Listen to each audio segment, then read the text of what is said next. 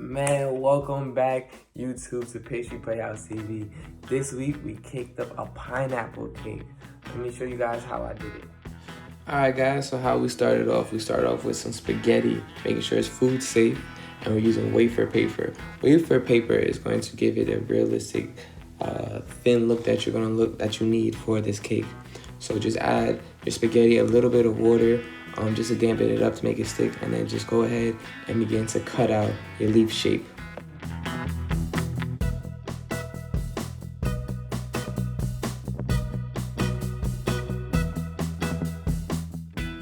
So you're just going to continue this process. Please make sure you make leaves at varying sizes. If you look at actual pineapple fruit, they have some extremely tall leaves all the way at the top, and then as you look at it towards the bottom, they're much shorter. So be sure to keep that in mind.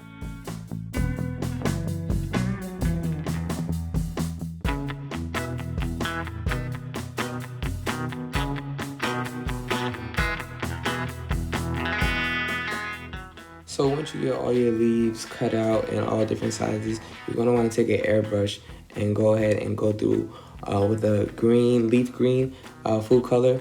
I've come to realize that the actual pineapple leaf is a lot darker. So that's only one running I did with the airbrush. I did about 3 or 4 to give it the realistic dark look like a real pineapple.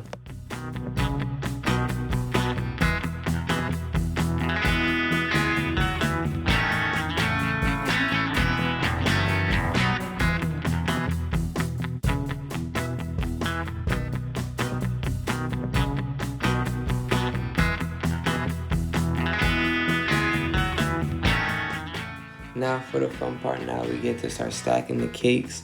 And once we're done stacking the cakes, we're gonna go ahead and get to the actual carving of the pineapple shaped design.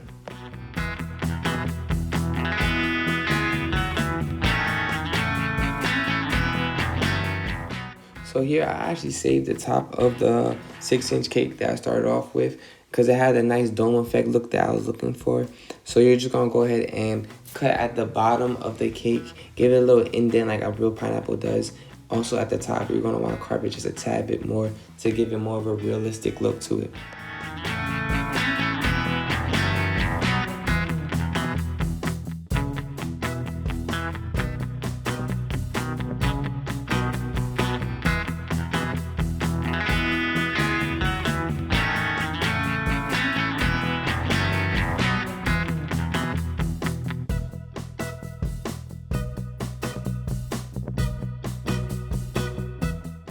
Once you're done cutting up the sides of the cake, now we could go ahead and add the buttercream. And the buttercream right here, we're gonna do our crumb coat, which is just that good old thin layer of buttercream to go all the way around the cake.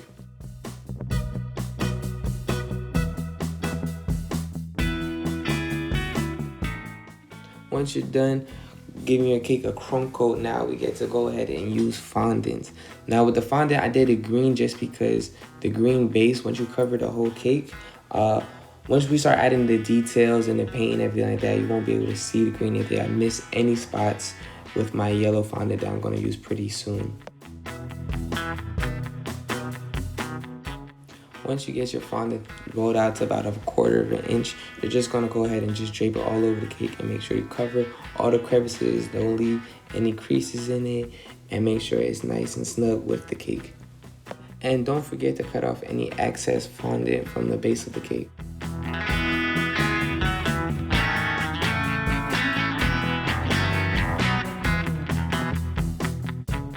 Now it's time for the yellow fondant, and the yellow fondant is what's going to be the actual skin on the cake. So we're gonna roll it out once again to about 1/4 of an inch thick. And I actually used a round tip, and I just bent it up a little bit to give it the diamond shape that you're gonna need for the fondant.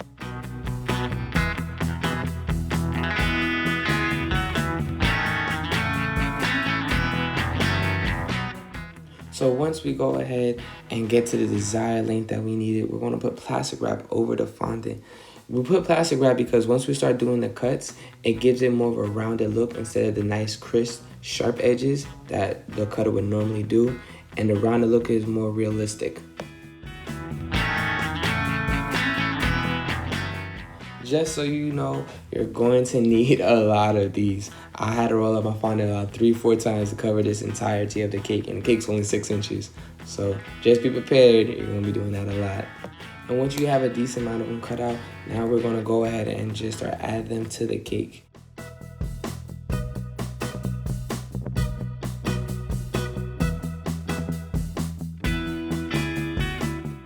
Just so you guys know, this is a very, very tedious process. It's going to take a lot of time. So this is definitely not one of the cakes that if you're on a deadline that you do wait to the last minute.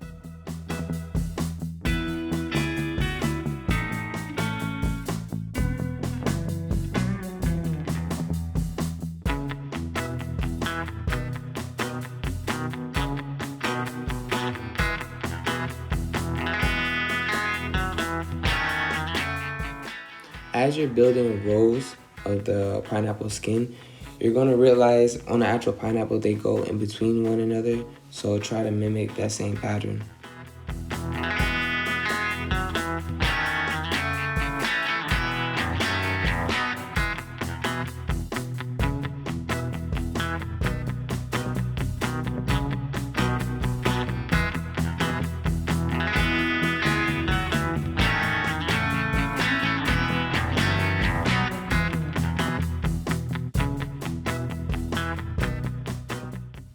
So now it's time for the fun part. Now we get to go ahead and add some detail to it. So I don't know if you guys are able to see the actual tool that I have right there in my hand. It's a shell tool. What you're gonna do is you're gonna take the pointy part of the shell tool and pull all the corners towards the center like a real pineapple. But make sure you also push the edges out to give it the hexagon look like a real pineapple. And you're just gonna complete that same process of adding detail to all the little pieces of yellow fondant.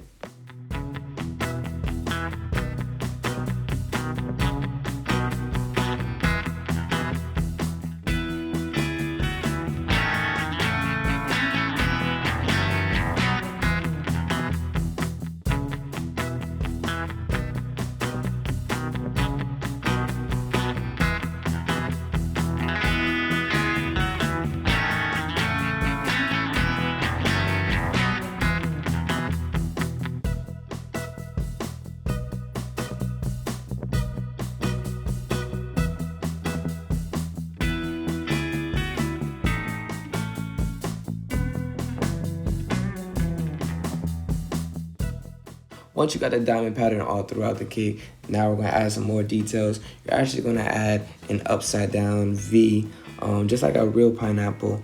And once you're done adding those upside down V's, you're actually gonna take a pair of scissors like I did at the bottom and actually cut right above it like an actual pineapple.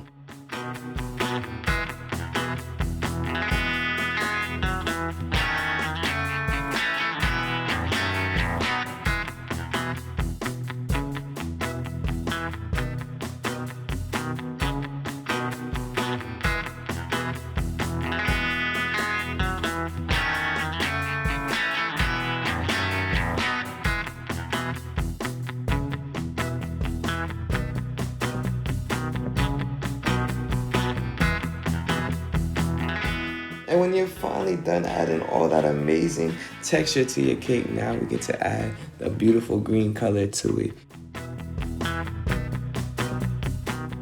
I definitely recommend having a pineapple in front of you just to see how the green is. So if you don't have a pineapple in front of you, that is perfectly fine. The green on a pineapple, depending on its ripeness, is darker towards the outside and much lighter towards the inside. So what I did was I used the petal dust, I put it in the middle of each individual triangle and I just brushed it in to give it the realistic effect. Make sure you get into those deep crevices that you use your modeling tool for to make those highlights pop.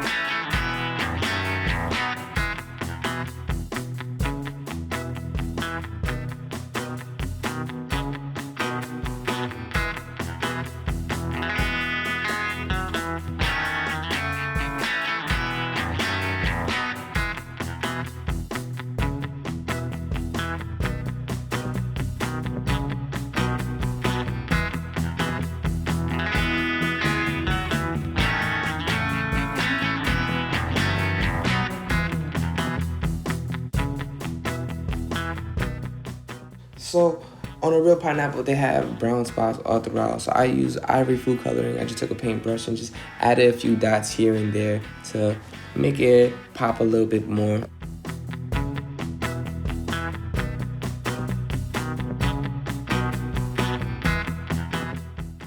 Now it's time for the leaf.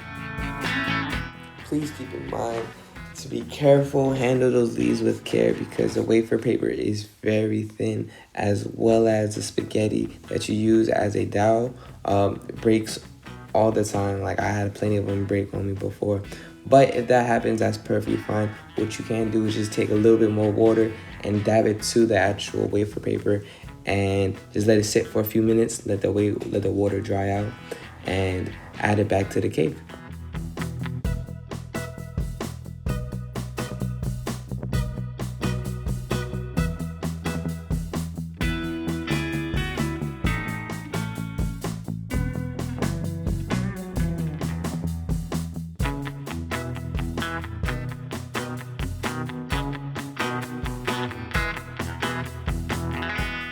Once you're done adding all your pieces of wafer paper, boom, there you go. You just made an amazing, realistic pineapple cake. I also just want to say before we finish the video, thank you for all my subscribers, everybody that show love. Thank you, I really appreciate that. I just ask you guys, keep on showing love, keep on hitting that like button, keep on telling your friends, share the video around, show people all these cool cakes, man, and go home and try to recreate it and DM me on Instagram at pastry_playhouse, excuse me, and show me what you guys are able to do. So thank you once again, man, and appreciate it.